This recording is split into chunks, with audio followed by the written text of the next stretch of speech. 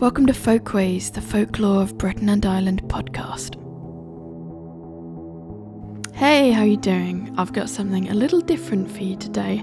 So I sat down to chat with the Welsh folklore researcher Bethan Briggs-Miller. We travelled to her childhood home in Tondu, Wales. We had a cup of tea with her and learned a bit more about some of the formative experiences that shaped her work.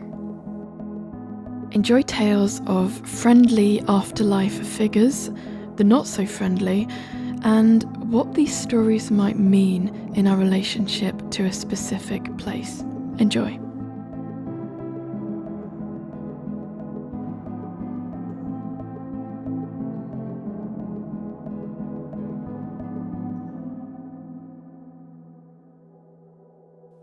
If the name Bethan Briggs-Miller is ringing a bell, this will likely be due to her being one half of the Eerie Essex podcast, as well as her work on Spectre of the Sea, an immersive, beautiful show looking at Welsh coastal lore. However, Bethan has also done stellar work documenting the folklore of a post-industrial Glamorgan, and it was this level of detail and commitment that inspired my chat with her. This is someone who really knows her stuff. As folklore researchers, we may often keep our own personal experiences at arm's length publicly. However, that is not the intention for this chat. So this is a no F's given, frank discussion with Bethan bravely and vividly recalling her childhood impressions of the house and land she grew up in. Firstly, this makes for a far more interesting conversation, but also because in folklore research, you'll regularly come up against this sentiment that strange goings-on are things of the past. They're the creations of confused, primitive peoples. The P word there, primitive, is less used now. However, it's important to note that the sentiment very much remains. These confused people who just haven't had the advantages that we've had. But what do we do when strange or otherworldly accounts appear in more modern times? And it's this question that leads me to be particularly interested in post-industrial accounts, which may jar against or contradict the socially acceptable beliefs du jour. Maybe we're not always as forthcoming as we might be in polite society.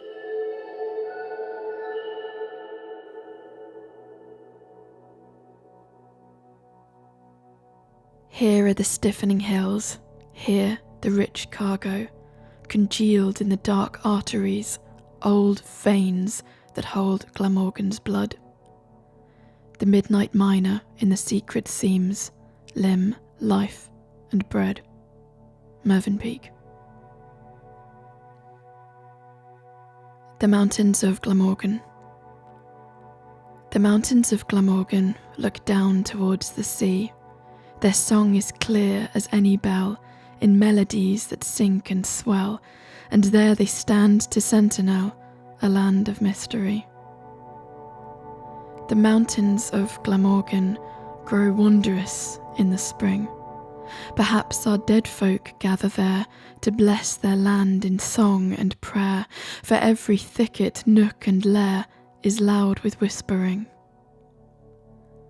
When I have reached my journey's end, and I am dead and free, I pray that God will let me go to wander with them to and fro along those singing hills I know that look towards the sea. Arthur Glyn Prys-Jones.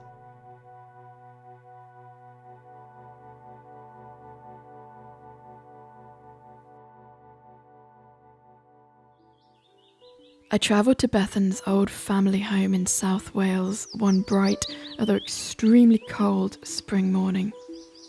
The villages I'd passed through had already left quite an impression on me, and I noted the particular quality of this genius loci, or spirit of the place. Ghosts of miners entwined with daffodils liberally scattered across the verges. At last, I found myself outside a large end-of-terrace brownstone building. I made my way past flower pots with cheerful blooms of pink and red towards my host, who was waiting for me at the door. Hello, my love. Would you like to come in? Here's a recording of our chat. Hey everyone, I am thrilled today to welcome to the show Bethan Briggs-Miller. If that name sounds familiar, it might be because you know her from Erie, Essex. So why don't I hand over to Bethan so she can tell you a little bit more about herself and what she does. Hello. I'm equally excited to be on Folkways because I'm a big Ashley fan. I've been listening to this for many moons now. I co-host Erie, Essex and also Spectre of the Sea. I'm based in Essex, as Erie, Essex might suggest, but I still have a love of Welsh folklore and I flit between the two in my storytelling. So we are visiting Bethan in her native Wales. Would you like to tell us a little bit about the landscape your house is within? So I grew up in South Wales in a tiny little village called Tondu, which is about halfway between Cardiff and Swansea on the coastal edge, as it were, the hinterland between the valleys and the coast. And it's a very beautiful area. There's a lot of old cottages, rugged sort of landscape where you could see the old mine shaft still and like the trees overgrowing some old industry, but very evident that it was very heavily industrialized. And I'm absolutely convinced that that is what shaped the folklore of the area, and that's what I found growing up, that the area's past played a big role in the stories that were told. You went to a convent when you were growing up. When we moved from Aberkenfig, which is near Tondu, I went to live in Porthcawl for a while, which is on the coast. And I wasn't doing very well in school, so my granddad paid for me to go to private school where they had smaller classes. And there was just, I think, a lot of, bless any teachers these days. I think it's about crowd control rather than teaching. There's so many people in a class. And yeah, I went to a convent school. Now, these were nice nuns. I know nuns have a bad rap. When you see films like the Magdalene Sisters, where it's truly horrific. My nuns were more like the ones off Call the Midwife. Sort of down to earth, sort of, more approachable and more sort of like community based. And they were lovely. And they were the Paul Clare sisters, and they wore brown habits. And it was a very, very different school. Our uniform was brown, we had blazers and boaters, and we had to wear slippers inside, so we go in and change our shoes in the... it was an old manor house. There was several manor houses on this land, and one was the prep school, one was the grammar school, one was the sixth form house. There's a whole house for the sixth form. And the convent, which was this massive, great big building that reminds me of the house off Practical Magic. It had that wonderful sort... Yeah, I know. It had that lovely sort of greenhouse that was built on the side of it, overlooking the cliffs of the coast. And we'd spend our lunches sometimes. We'd just go and visit the nuns over there in the convent, and they would just make us tea. It was such a lovely childhood. So we had to go in, change our shoes, get into slippers, and it's weird. I think you don't expect someone to be so involved with the supernatural and paranormal to have such a Catholic upbringing, but they were actually quite open-minded. They were Irish nuns, so they, no matter what, religious beliefs, they probably had all these, ingrained folklore and like superstitions, and they were just lovely. And there was one nun, I always remember, Sister Christina. We used to get so excited if she took Mass, because she'd get out a guitar and through the medium of song teach us about sex and the birds and the bees. And it was so funny. And she was just, it was like, imagine like sort of like, the Von Trapps sat round and just learning like that. But yeah, I mean, that was... before I moved to Tondu, I went back into sort of mainstream school. I've watched a fascinating lecture that Bethan gave about Glamorgan and the industrial landscape, and I feel that before we zoom in on some of Bethan's stories, it might be helpful to give a bit of context to this area. So a lot of the industry in this area had a very high mortality rate. We're talking ironworks, mines, coal mines, sawmills, and just railway embankments. Everything in the area had the families waiting at home for an inevitable siren that would go off, signalling that something awful had happened. And this was very often. And the house that I grew up in particular was connected to the ironworks in the village. And it was a very, very dangerous profession. We were talking about molten metal in a time before health and safety, when even children and elderly people, there wasn't really an age start or stop. You worked your entire life there once you could literally stand up practically. And the actual people who lived in my house, I could even trace their careers that were connected very heavily with the ironworks, and children would have been killed there. There would have been older people who would have been killed. There were 11 people living in my 2-up and 2-down house at one point. And it had a very dark past and a lot of tragedy that happened there. But, my house wasn't an anomaly. That was the entire area. That was how life was in those days. And it's very hard to imagine these days. We leave work for work in the morning for 9 o'clock. We come home at 5. Kids go off to school, come home at 3:30. It's a very different world to it was then. I don't go off to work fearing that I might get a call or the head of the industry coming to my house telling me that something horrific had happened. It's very hard to imagine what life would have been like then.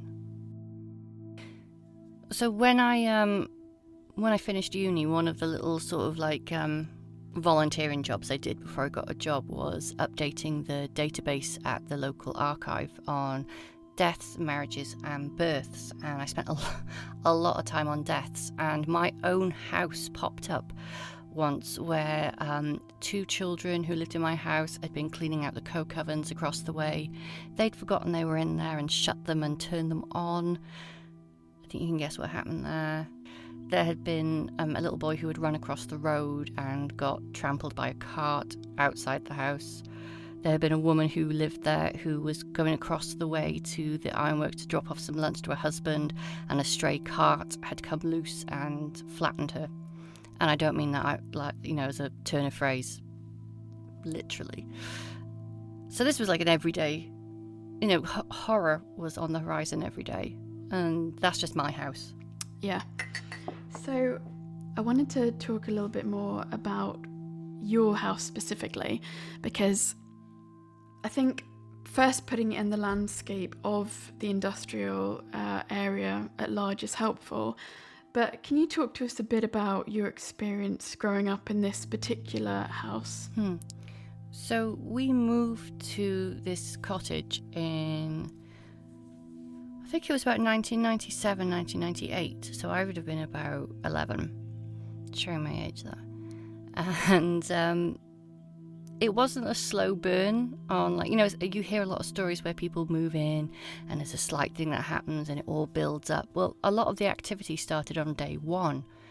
We moved in and my mum was in the kitchen and she was unpacking boxes, and she turned around and there was a gentleman in a very tall hat stood behind her, clear as day. And it was for a split second, but it wasn't like a wispy ghost or anything. It was a very tangible, solid figure. And later that day, I saw a lady in a green dress stood by the fireplace. We all saw a small boy stood at the top of the staircase. Throughout the following weeks, we were passed on the stairs.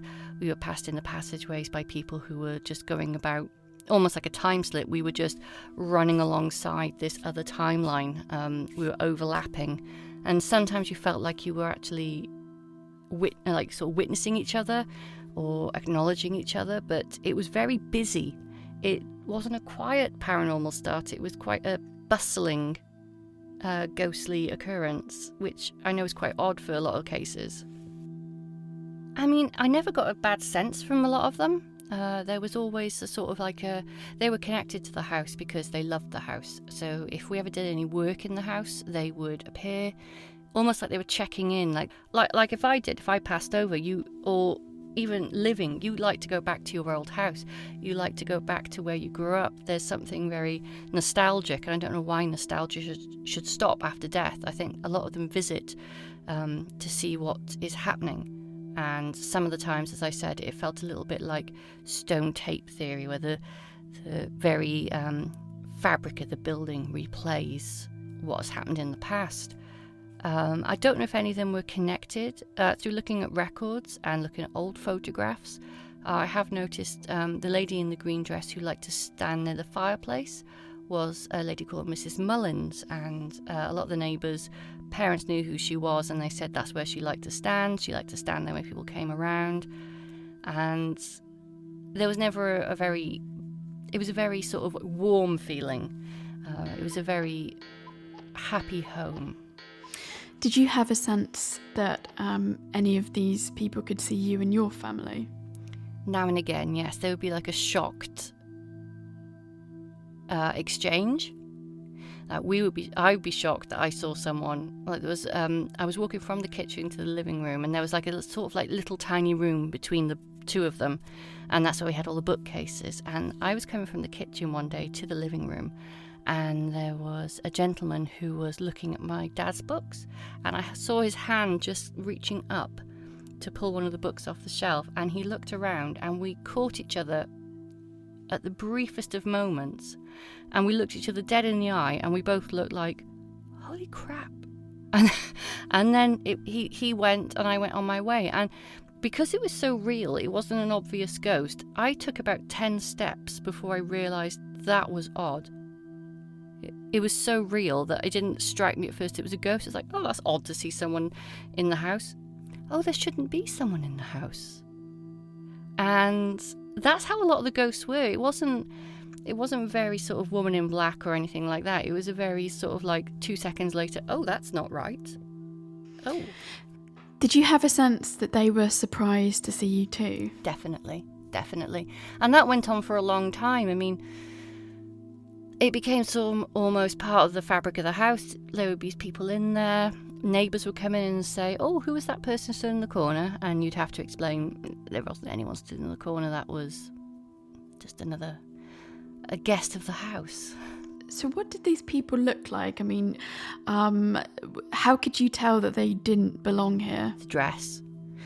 The gentleman who appeared in the kitchen had a very tall, I think it's just called a stover hat, very, very tall, sort of like an oversized top hat that a lot of the iron worker foremen would have worn. And there was a foreman who used to live in the house, and the lady by the fireplace wore a very long green dress, very sort of Victorian sort of style. The children used to see running around, especially the little boy at the top of the stairs, in very old sort of clothes. And there was also animals, and we found out later that the staircase as it was used to run through the middle of the house, not the side of the house. It was something that was done in the 50s, and you'd often see someone walking in midair, going upwards. And it wasn't until afterwards you realised that's where the original staircase would have been, and they would have been in very old clothes. You could see like a swish of the skirt, or like sort of hobnail boots. It was very clear that they weren't of our time. And we became used to them in the end, and as I say, it all felt very warm, and it didn't feel very threatening at all. I mean, apart from that room, and you know the room I mean. You'll have noticed Bethan's experiences primarily seem to revolve around the dead so far. So today, we really lack a meaningful context to place such experiences within. As example, if you look to modern pop culture, you'll see this topic being handled in cringy ghost hunting shows. I know you know the ones where people like Zach Baggins of Ghost Adventures, no offence, he attempts to start fights with supposed apparitions. I recall shots of him brawling with thin air. Or my personal favourite, which is where he rounds up individual members of his crew and he locks them up in solitary confinement in these small dark spaces that they can't get out of, under the premise that only then will the ghost communicate with them, which isn't really anything more than just abuse in the workplace. I did just want to pause here, however, and say that this next account from Bethan is genuinely a little creepy. I say this just to give a warning if you're finding yourself in a slightly sensitive mood, as we all find ourselves in from time to time. Or I don't know, perhaps it's 3 a.m. and you're struggling to get to sleep. No, it's not the nanny state, it's the nanny state. I'm just giving you warning. Do with this what you will. It's like if the others were visitors, this was a parasite. And it stayed in that room and it altered the entire room. Like the rest of the house felt warm. There was a normality about it. You know, you never walked into a room and thought, hey up. However, this room, you would there was like an unseen wall as soon as you walked through the doorway and walked over that threshold. Everything changed. The temperature, the gravity, the feel, the texture of the air. It was like walking onto an alien planet.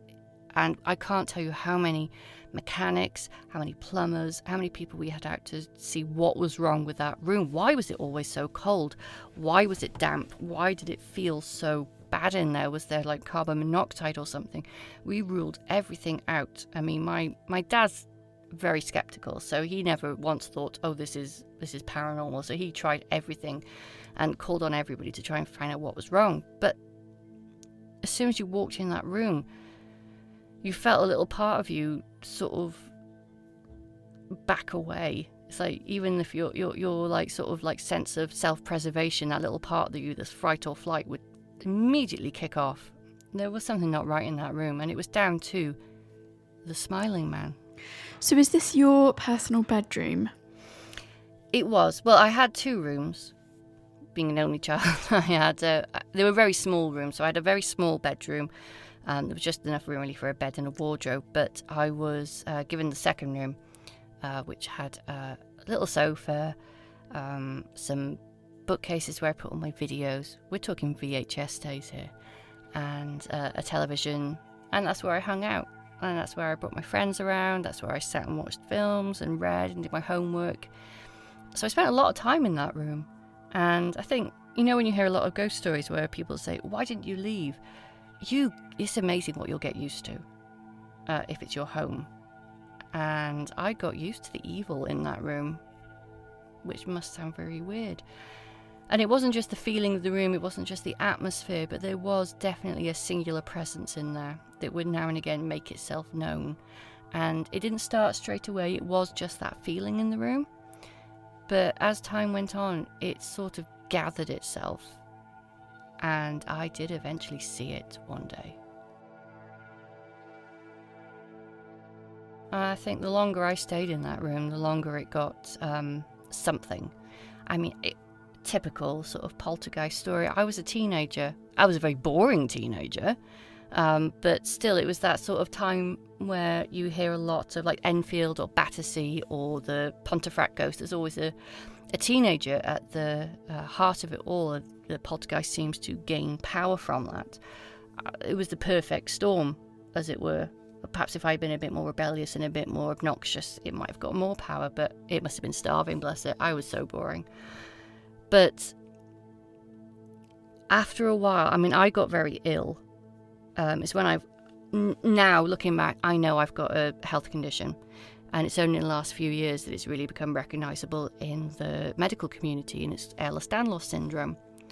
Whereas I suppose during teenage years, the hormone changes, that's when everything sort of kicked off for me, health problem-wise. And I was in a lot of pain, I had a lot of fatigue, I was ill a lot, and I spent a lot of time in that room. And I always got the feeling that whatever it was in there, any little disturbance it made, any sort of even a slight fright or a confusion, it fed off it. So, for example, I would leave the room and come back minutes later and find nearly everything in the room turned upside down.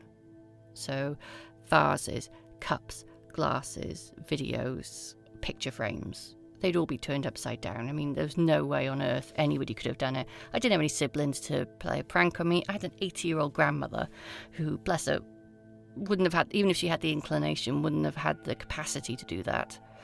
And I would find that things were thrown on the floor. I would perhaps fall asleep in that room and wake up with scratches over me. The sofa in there would sometimes turn into a sofa bed. I would sleep in there and something would get into bed with me. I would physically feel it get into bed. The weight of it would sort of make that half of the bed go down. I would freeze. I could have moved, but I was just too scared to move. I was fully awake and witnessing whatever it was. And there was one particular time I was very ill, and I didn't have a temperature, and I wasn't on any strong painkillers, so I've tried in my mind to come up with explanations of what I saw, and I can't. And I was lying on the sofa, I was watching TV, I reached over for a remote that was on the telly, and as I moved back, I felt this hair graze my face, and when I looked up, there was this smiling figure grimacing. I mean, not naturally. It was like something out of a nightmare. And it was leaning over me, so close to my face that I could feel the hair from its head like brushing against my face. And I screamed and ran out of the room. And I could understand perhaps why my parents didn't believe me at first, whether they believed me or not. I suppose you don't want to feed into that. You don't want to say, yes, I believe you. You go, oh, no, I'm sure it's nothing, you know. But this happened again and again, and it started having multiple witnesses. When you talk about seeing this smiling figure looming over you, again, I can't help but wonder, what did it look like? Did it look as solid as you and I, or was it something that you sensed was there? Could you describe it to someone who wasn't there? It was very solid, but it seemed to affect the region around it. So itself was solid, but it seemed to have a gravity around it. It was like it was reaching from somewhere else, and the whole room would go dark, but I would see it. And then everything would go back to normal, and I would just see the grin, almost like the Cheshire Cat in Alice in Wonderland. The grin would remain, and that would be the last thing to go. And I was the only one that saw it until... And I didn't tell my friend this, because at this point I was wondering, was I ill? Did I have a temperature? Was I sort of imagining it? And it stayed in that room apart from nights like Halloween. When it got towards Halloween, the whole house seemed to change. And a friend of mine came over one night and we were watching a film. I mean, I remember telling you about this, Ashley. You remember the Blockbuster days? You know, you go down on a Saturday night. Yeah, you would go and rent out a film. You would feel super proud of yourself if you got one that was an age restriction above what you were. We would get a Chinese, and that was our Saturday night. My mum and dad would go out with their mum and dad, and they'd go out for the pub, and then we'd just stay in and just have a laugh. And on this occasion, we did get a comedy. I remember it. I can't remember which film, but I remember it was a comedy. It might have been Dumb and Dumber, something, utterly silly. So we weren't even in that space where we were thinking of horror or anything, creepy.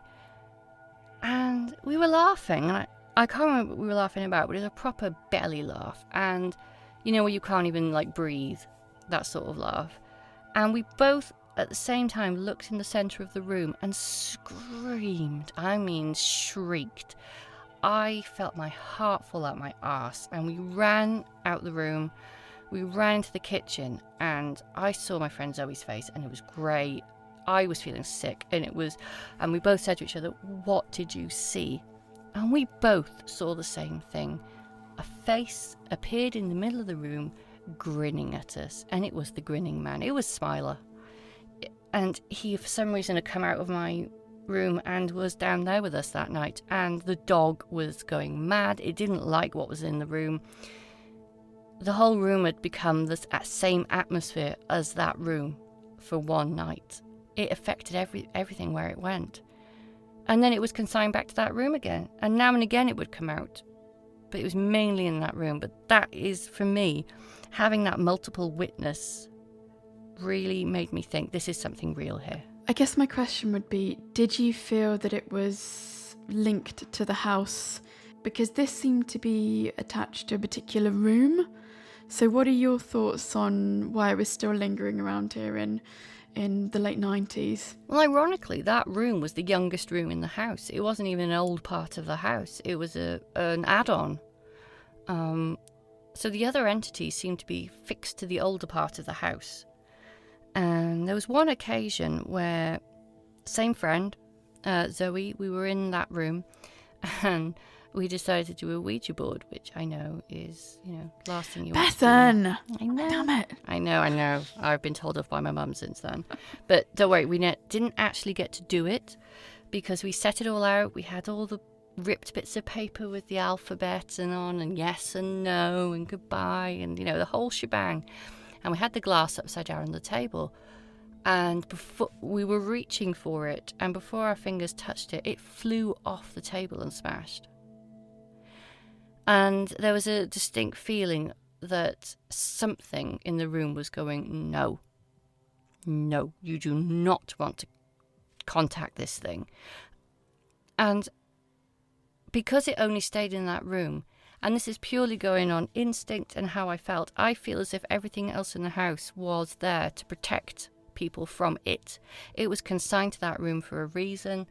I mean, looking back at the records of the house, there was a preacher who lived in that house. So there was someone who was very spiritual and very religious that used to live there. And his whole family died in horrific ways. So, I mean, we had this person living in the house who was in a turmoil, but perhaps had a good influence as well as invited something in. I don't know. Personally, I think that was the key moment. I think there was someone there who... You hear a lot of stories about people who are very religious and very holy becoming a target for such entities. But I think he was also a key in what protected the house. It was like a sort of balance. And now and again, that balance went out of whack. And I think that happened a lot in the community. So you had some previous occupants ask your family how you were getting on. Is that right? Would you like to tell us a bit more about that? Yeah, that was one New Year's Eve. We were at the pub in the next village. And it was a really lovely pub, proper community. People would come from all around and sort of just gather around the fireplace. And everyone knew each other, even if it was different generations. And I remember we were there one night and we were sat on the sofas in the corner, and this family came up to us, and this lady said, "Oh, hi, do you remember me?" And my mum and dad were like, "Oh, yeah, this is the lady we bought the house off, Bethan." And I was like, "Oh, cool." And we were chatting away for a while, and then it was like they all looked at each other as if unsure whether to say what they were about to say, but they said rather sheepishly, "How are you getting on with that back room?" We knew exactly what room they meant. And apparently, that was their sort of spare room where their grandson used to come and stay. And they would find him outside the door in the morning because he didn't like the smiling man.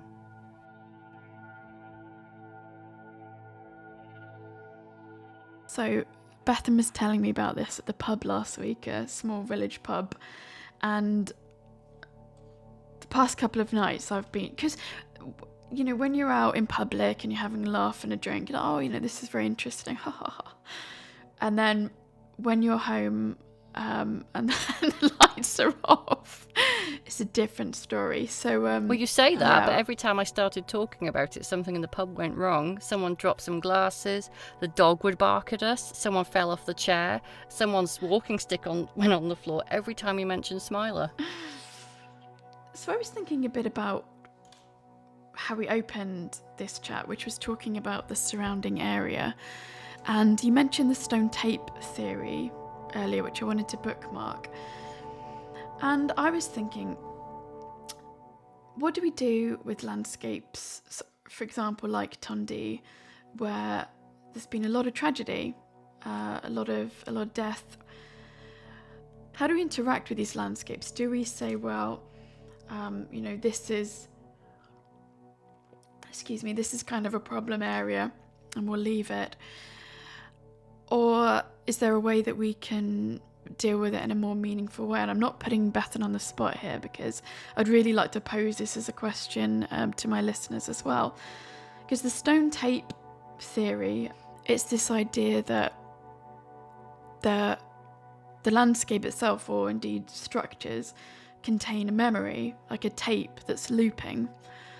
And is it that it's destined to loop indefinitely and we can occasionally watch it like watching a film on a screen?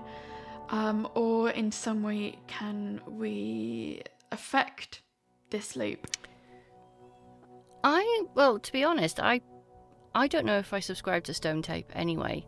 I think it's more of a time slip. I don't think it's anything to do with the makeup of the building. I think it's more vibration or frequency, and time is a construct that we have invented to make sense of things. But I think things can be on a loop and cross over dimensions. There's a lot we don't understand, but I think as Tesla said, everything in this universe relies on frequency and vibration, and I think now and again we tune into that. We are in the right frame of mind, or there's the right atmosphere, there's something that causes that loop to loop back around again, which is why you get people who turn up in places and see a building that was there that wasn't there. They might hear a dogfight overhead when the war is long gone, things like that. And especially in places where there was such a high, as I said, mortality rate and constant grieving.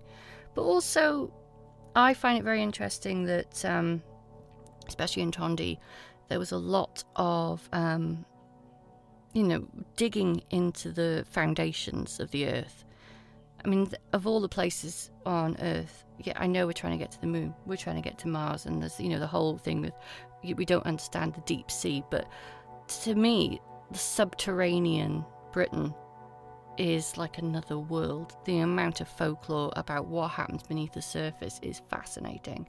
You only have to look up the road to Morva and Park Slip and all these mining communities that had stories of creatures and anomalies that happened as soon as you went beneath the surface. I mean, in 1902 and 1908, the early 1900s in Tondu, there was a spectre that haunted the village, and it came from one of the mines. It came from a mine in Anasaudra, and this wasn't just a regular sort of wispy ghost.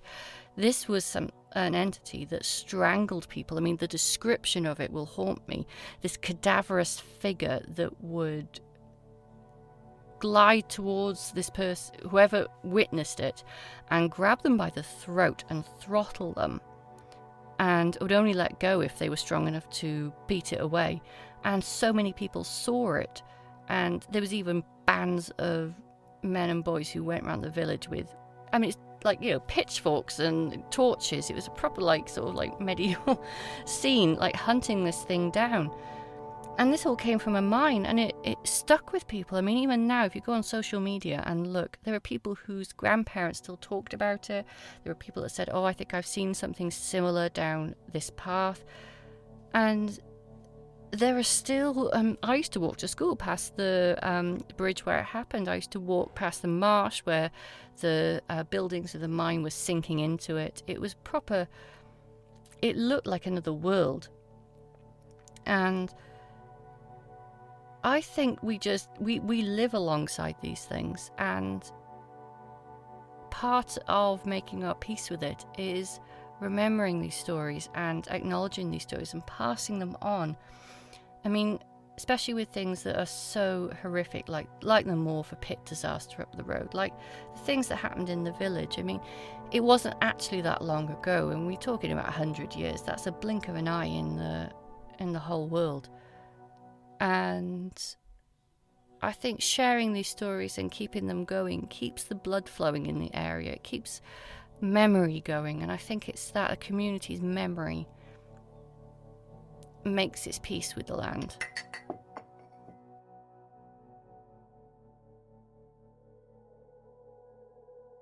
I hope you enjoyed the first part of this chat with Welsh folklore researcher extraordinaire Bethan Briggs-Miller. I especially liked Bethan's closing remarks about a community's memory making peace with the land. There's a potent point with many layers, and if we think about it in this way, we shouldn't want to forget these stories. Even those with a darker edge, they play an important role. The idea of scrubbing them clean or getting rid of them doesn't seem appropriate at all. We should expect the land to have a lot to say. Join me for part 2 next month, where we take a bit of a different tact.